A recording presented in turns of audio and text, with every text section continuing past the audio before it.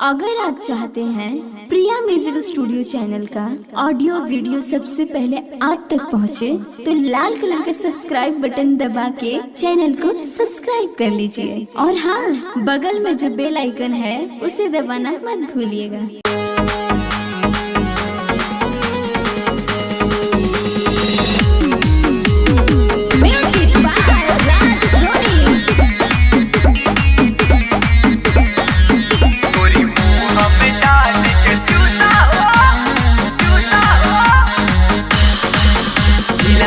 जमा गड़ा के खूंटा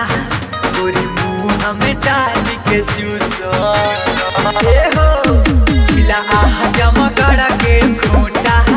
गोरी मुँह में डाल के चूसो खड़े खड़े खाला करे जहाँ पकड़ी के भारा मुठा जिला जमा गड़ा के खूंटा गोरी मुँह में डाल के चूसो।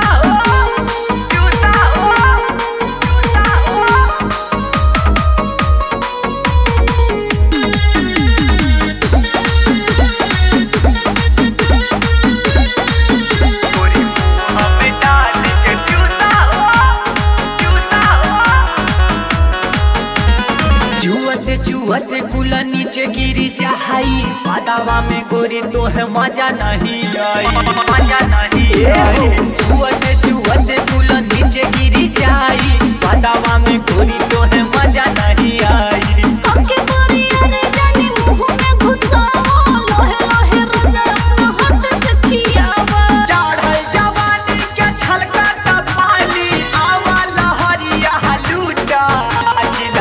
जमा गड़ा के खूंटा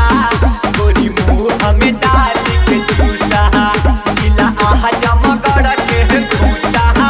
गोरी मुँह में डाल के चूसा